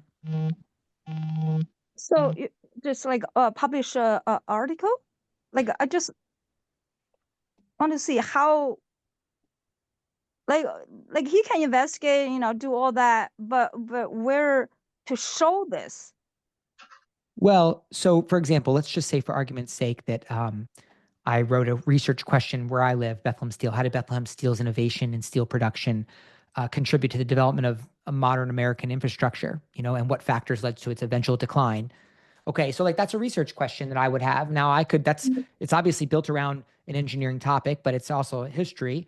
Now, once I'm done if I work with a mentor through that, I would publish it somewhere. Maybe it'd be, depending on what angle I take, maybe it's leaning towards history, maybe it's leaning towards science and technology, maybe it's, I don't know, right? But like, we publish it maybe in a journal. But then the more compelling piece, I think, would be the leveraging of that into a local interest piece. So in addition to having a research question like that, I would then want to go out and And once I had a finding, like let's just say for argument's sake that the factors that led to the eventual decline was the CEO, the kind of the administrative CEO wings, not being economical with their money, which is probably true because one of my friends used to work at Bethlehem Steel and their dad used to tell me that. Let's say that was the finding. There was something about the upper level executives and they weren't doing a great job with their funds. Well, now if that was one of my findings from research, then I would want to go out and investigate that. I literally might, interview some old Bethlehem Steel executives. Maybe I would interview some people, there was like a golf course that they bought. Maybe I would interview the people from the golf course they bought. What was it like back in the 60s when they bought it? All of this stuff. And then I would write a local interest piece and I would publish it in the local newspaper as an op-ed saying, as a budding engineer, I was interested in understanding the impact of Bethlehem Steel in my community. Here's my take as a 16, 17-year-old. If you take something like that and add it in addition to the research, if it was published in a journal, which is not that big a deal, even if it wasn't published, as long as we had a research finding with an abstract, we would put that in the app. Then we take this local interest piece and we add that in. You would look a lot different than most of the engineers. Like most engineers aren't doing that. And so if you have that element and then you write the essays, then it's a whole different ballgame. That is the core about consulting, meaning if you have somebody in that level coaching your student doing that, think about it. If the student doesn't know how to do that, then your story is not as compelling as that intention. John keep mentioning about intention. How you intentionally build your story is the key. Okay, that's the difference of your investment. Hire somebody high level, knowing what they're doing. It's make huge difference. Okay, next one is Jane. Jen, you can speak right now. Yeah, hi, I have a question. Let's say my kid is interested in pre-law. Is psychology a good major to apply with, or should pick something else? What are the other options? And also for the psychology, what kind of summer? I don't see any camp or activity can apply to for summer. What are the something that they can do in the summer? So I guess the short answer to your question is psychology is popular, but not super competitive, right? So there's a lot of students that apply under it because it's interesting. Everyone likes the idea of the mind and stuff. But generally the quality of the apps isn't as high as, say, biology or neuroscience. But it's still a competitive and popular program. As it relates to, is it a good idea as a prospective major? As it relates to wanting to go to law school, it doesn't matter what prospective major you choose. And psychology would not be high on my list because it's relatively popular. And in my opinion, many of the areas are inaccessible for students. A lot of students want to talk about mental health and stuff like that. And I think they're very hard stories to deliver. So it wouldn't be high on my list to do psychology, but it's not a bad idea. It's just not maybe the most strategic as a prospective major. Now, if you're talking about an actual major when you get there to apply to law school, I would say psychology would be a reasonably good major. There'd be aspects of logic and stuff that would be helpful. So psychology would not be a bad major to apply to law school with. Then to apply to begin, then what kind of major? Should she choose anthropology, communication, government policy, those or sociology? I mean, all of those would be better, in my opinion, than psychology, and mostly because if a student said to me, John, I am obsessed with psychology. Let me tell you about the psychologists I've read about. Let me tell you about the theory. I'd say, okay, that's fine. But most students aren't really that into it. It's it sounds kind of interesting. And it's well, if it sounds kind of interesting, then we might as well pick something else that we could also show you that's kind of interesting, like sociology or anthropology, that are so similar that you could barely even notice the difference, that are going to have more strategic value. Right. The point, Jen, is you have to build evidence to support that once you choose. That's important content. Okay. And it's a lot harder to do psychology than it is to do anthropology or sociology. Exactly. Okay. Next one for Dave. Dave Wang. Oh, hi. This is for my student. The question is, the student is very good in biology, and she has done 3 summer interns and published 2 publications, and also attended and presented poster at 2 international cancer research conferences. But actually what she really wants to do is to apply for business and then apply and do something like a business development in biotech industry. But so far there's no like DECA, economics, that kind of classes taken, and also there are not much business related extracurricular activities. So do you think it's still feasible? What do you think, Quenton? I would say yes. I think so too. Yes. Yeah. Actually, it sounds like a very compelling story, actually. If you were to apply to business school with that background, definitely would stand out from other students. Maybe, yeah, sure, you probably have to have like some evidence that they're interested in business. It really doesn't even have to be that much. You just have to have like the bare minimum. But if you have all that other parts, you have a compelling story, I would say. Yeah, my take is basically what Quenton said is like, it's the story. Like it's hard to be a business student. Let's just say all she did was sit in there and study finance and stock market clubs and stuff. And then she wants to apply to arts and sciences. That would be really hard to do. But what she did is she studied a bunch of biology oriented arts and sciences stuff. And now she wants to apply to business. Females are underrepresented in business, number one. So that's not a problem. And then number two is like, the question is, how do you connect her experiences to business? And I think Quenton and I think business is everything, right? Like business is literally every single thing, organizational management, communications, that's all business. Like how do you function? So we take her experience, all that experience, and we turn it into a lens of business, whether that's communications, marketing, organizational management, public economic policy. We just need the lens. And once we know the lens that works the best and we apply all her experiences, she should be successful.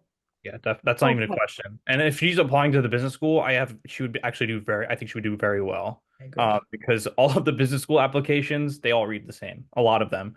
Actually, we have a lot of success with students to apply to business schools because we very much differentiate them. Yeah. Okay. Just add a couple things.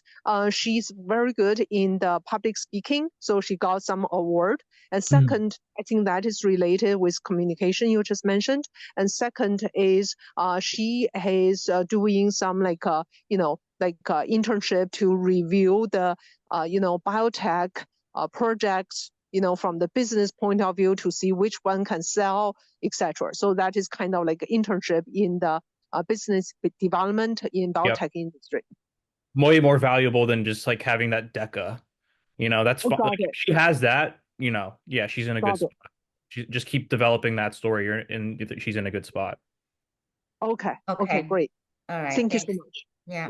Okay, Quenton, go back to the couple more questions. We still have some time to 11. This one's kind of related. I guess we kind of answered. Any suggestions on joint program of engineering plus business preparation and school choices?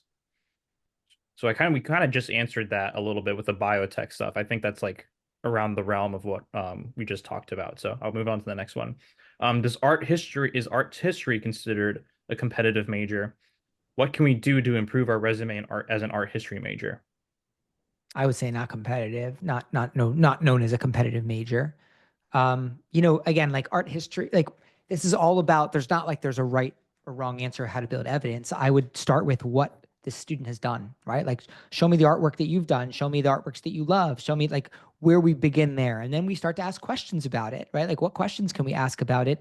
And from there, we start to figure out what the niche is, right? Maybe it's going to be a certain area, a certain time period of art history. Maybe it's going to be geographic. Maybe it's going to be something connecting your localized something compared to, another culture. I don't know. But the point is like, we need to start with a question.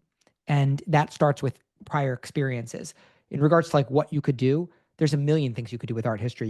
You could interview people at a local museum. You could write articles about it. There's a million things you could do, but the most powerful things you can do are building off of prior experiences. So I think, Quenton and I would interview the student, find out, what their artistic background is, what their historical background is there synergy between those two things? Can we connect it locally? And can we ask some questions about it? And that's where our jump off point would be.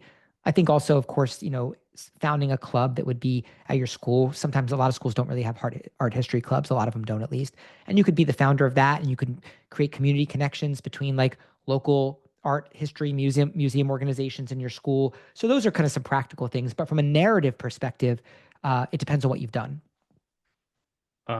Okay, cool. And then we have the next question. I think I can take on this one. Which summer activity is more attractive to missions officers, volunteering in underdeveloped country or a prestigious leadership camp in the US? This one I think like really points out the I think this is like the stereotypical parent mindset that all the parents come to us with these types of questions. And I would say neither, honestly. I would say like they probably, because they are all the parents are like, what summer program do I put my student in? And they're always like, oh, they're always worried about like the Yale and all of these like really prestigious summer camps. I would say like they don't move the needle all that much compared to like, I would say like go to your local university and take an anthropology course. Take a course in your major, sociology, whatever major that you're thinking of applying to. That just demonstrates more actual interest in that area than going to a prestigious college, university, or university summer program. I'd rather you interview people, right? Like, I don't care who. Interview local people. Go into your local community. That as well. Like, so if you were to choose a summer program, I would not choose the prestigious college summer programs. There's nothing wrong with them. It's just not like nothing wrong with them. It's just to us, it's like it's not moving the needle as substantially as those other things. You could utilize your time better. And same, volunteering underserved country. Yeah, local. Once again, interview localized people. Like interview local people. Get the issues going on in your local community. This one, I think we touched upon the EDEA results in the beginning of the meeting.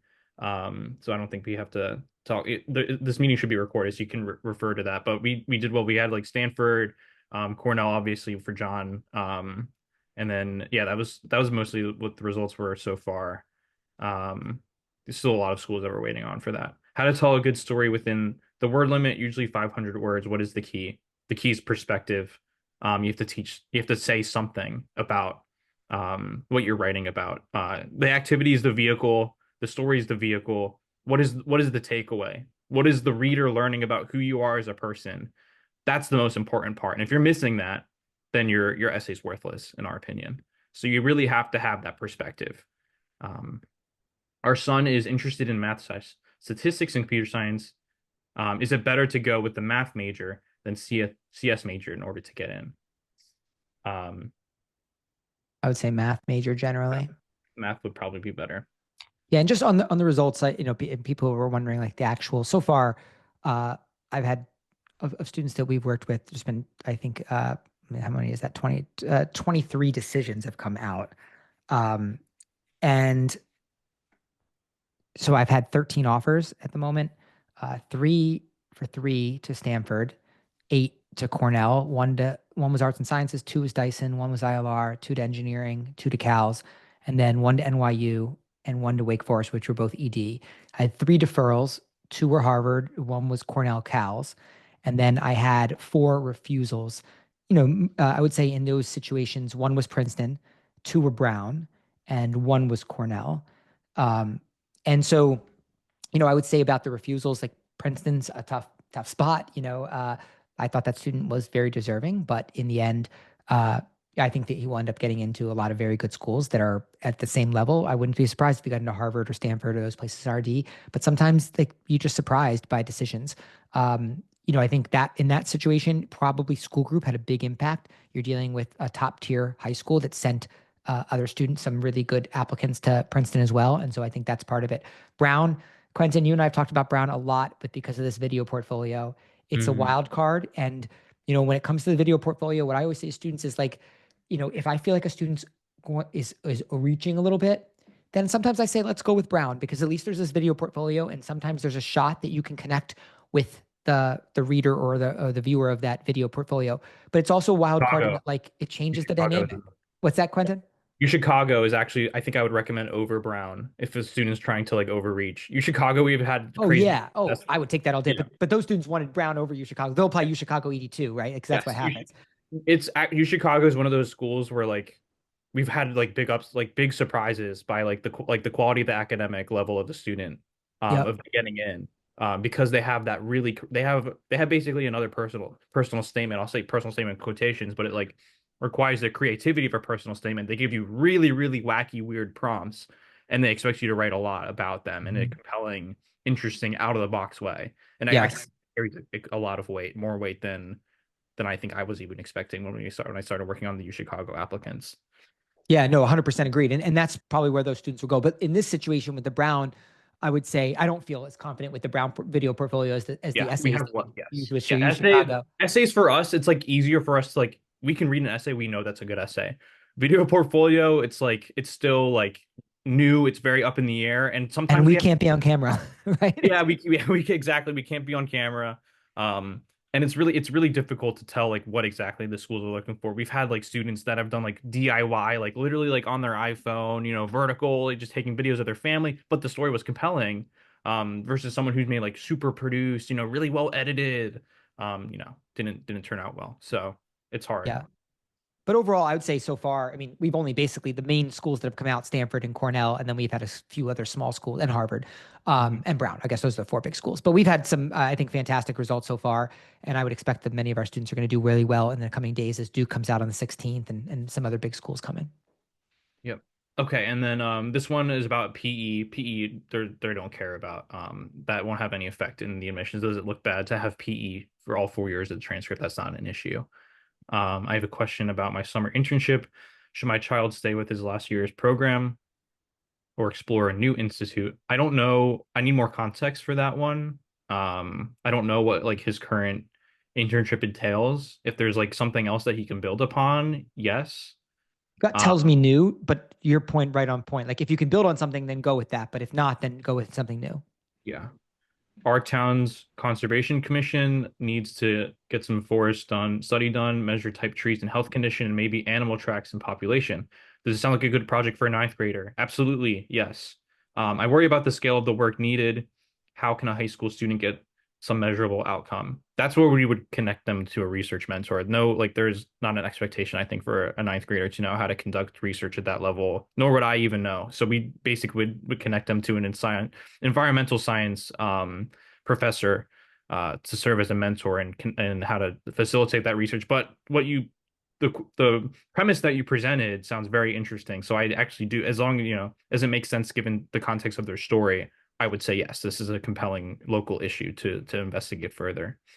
I agree. The measurable outcome is basically some finding. It doesn't have to be a finding that actually is right, you know, like, but it's a finding. So maybe they go out, they measure tree types, and they find out that, you know, there's a certain type of tree growing in this forest, and it has some impact on the, you know, I don't know, the butterfly species or something, right? Like writes a local article about it, you know, and again, like maybe half of the people disagree with you. It doesn't really matter. It's just that you got to go out, you have to take progressive steps, investigate, develop a perspective, and share that perspective.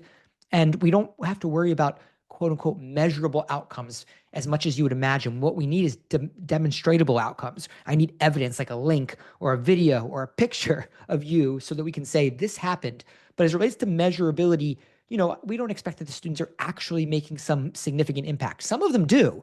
And I love that, but that is not a prerequisite for success. Yep. Definitely. Okay, and then the next one is, where is the best place to tell your story in a common app? Everywhere, every part of the app, basically.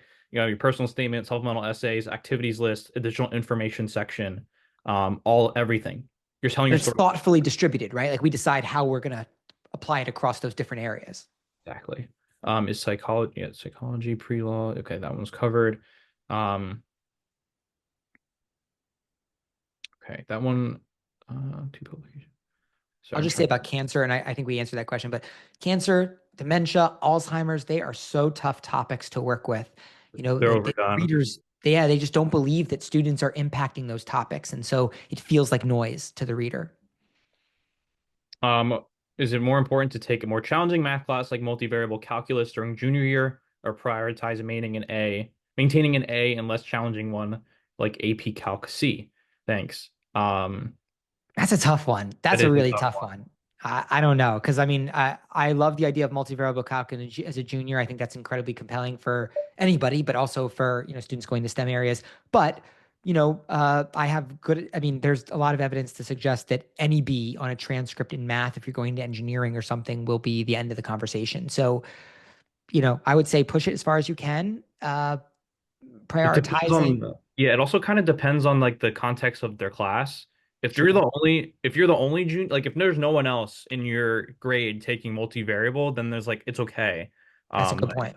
Good point. But if there are multiple students taking it, then it's like, okay, now you're like behind the top, which could be a red flag.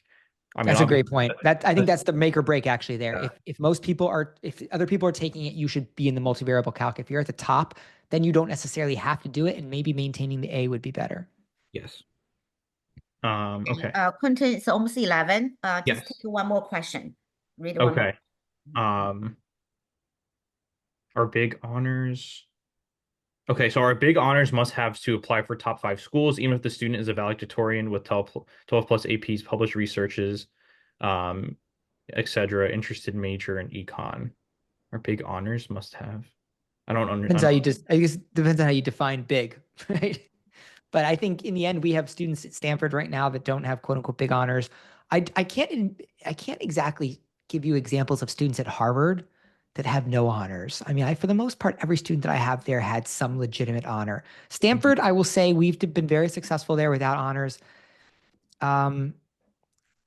Yale, I would say we've been successful without honors. Princeton, I can't remember if we've had students without honors. There, a lot of them in that area have like a variety of honors that you could describe as high honors or not, depending on how you view them. But I would say Yale, Stanford come out in my mind as schools that we've had success without many honors. Harvard, Princeton, and MIT, and very specifically MIT and Harvard stand out as schools that don't really work without some level of honors. And then really quick, because I see this question too a couple of times, is data science a better major to get into computer science? Yes.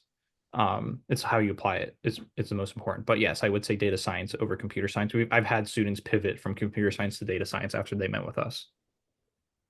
Okay. What time is it? Yeah, it's 11 o'clock. I know there's some question was not answered, and thank you very much to list those questions there. You can see John and Quenton obviously share a lot of 干货, Chinese called 干货. They share a lot of inside their brain, like pouring out. That's how they work behind the scene. That's actually their work with your student.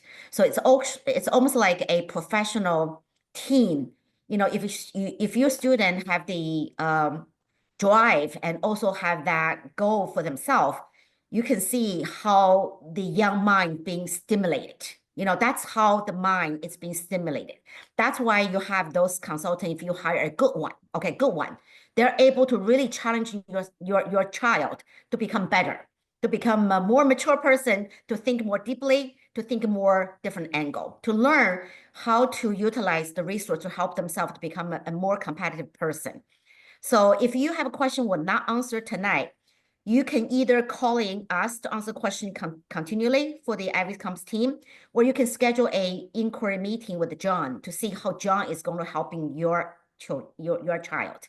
Okay, definitely beneficial. Okay, definitely beneficial. So like I said one more time, if you want to schedule that, fill that form or scan the barcode on the right-hand side to schedule an appointment. We can do that. Me and Allison will be able to do that, but we're going to talk to you about John's and Quenton's service first to make sure you're understanding what's the service structure and the price in order to have that inquiry meeting with John, okay? Because John's time is very, very valuable, very valuable. And also the left-hand side, if you're not ready yet, you just want to continue watch and also learn, going to our IvyCompass WeChat group on the left-hand side. And again, thank you very much, John. And I think it's very, very beneficial and helpful each time. Anybody missing this conversation, it's missing a lot, missing $1 million. I can say missing a lot. So, continue with us. And, we're very, fortunate to have John, someone in the market, in the industry, are ranked, top notch, know what they're doing, working very hard and care about our student. And also same thing, Quenton working in the team, you can see they're working really well together. So learn the new way. Okay, John starting 2024 October, we kind of adjusting a little bit the business model. We just a little bit about how we're serving our client. And so, how we best serving our clients. So, call us, learn more, and continue watching us. And we are going to have a more presentation on John and Quenton in 2025, so they can share more information on how they do this, how they make impact for your child's education and also future to the college road, okay, journey. Can I just add all real quick, Sophia? If for some reason, as it relates to some of the families, if they're looking for an initial understanding of what that story could look like, if the students are younger, we do have the Blueprint product that was created. I created the Blueprint basically to train counselors. Quenton and I were training counselors with the Blueprint, and we realized that the Blueprint is actually a great tool for students to understand pathways of what their story could look like. It's not necessarily the story, but what their story could look like based on prospective major, based on their personal qualities. And so that's something that you might want to chat with the IvyCompass team about if that might be interesting for you. Absolutely, yes. So John has a product called Blueprint. That Blueprint, actually, we collect some information like we were doing tonight. And then John and team will give you almost like roadmaps, like, right? The roadmap of telling you for your student, either 9th grade, 10th grade, and 11th grade, without our help, how you're going to structure your kids' application process. So that's for minimum price. You can actually buy a report out of John's team called Manganelli method. So that one, you can also inquiry me and Allison, okay, behind the scene, okay? And also, I believe that report, for different price, they can have like half hour, 1 hour explanation from you or either you or Quenton as well, right? Yeah, generally the way we do it is a half-hour intake. So we, the student will complete the questionnaire, then they'll meet with Quenton or they'll meet with myself, and we will ask some questions just to make sure that we understand everything on the questionnaire effectively.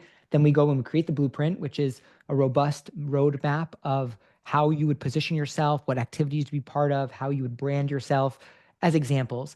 And then you would get the Blueprint and you would hopefully take it and digest it as a family. I do think that it's generally a lot for a high school student to go through by themselves. And I do think that parental engagement is important with the Blueprint to walk through. And then they have a second meeting, another 30-minute meeting with either Quenton or myself, where the goal in that meeting is for us to provide them what would the next step be? Like if you were going to go off and do something, actually create progress, what would it look like and how do you use this Blueprint to build off of that?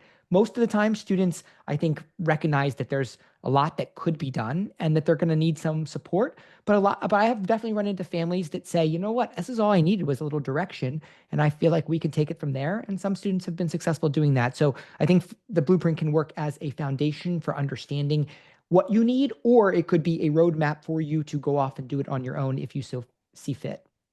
Yes, excellent. Okay, great. That's a lot. Thank you very much. Thank you, John. Thank you, Quenton. And thank you, Allison, behind the scene to support us all along. And thank everyone, every single family with us, for the 2 hours of learning. And we're hoping to improve, and we're hoping to make your child college application is a fun, joyful and valuable journey. So let's continue learning together, and looking forward for next presentation with John and Quenton. So thank everyone. Have a good night now. Have a good weekend. Sophia. Thanks, Quenton. Bye, everyone. Take care. Bye-bye. Bye-bye.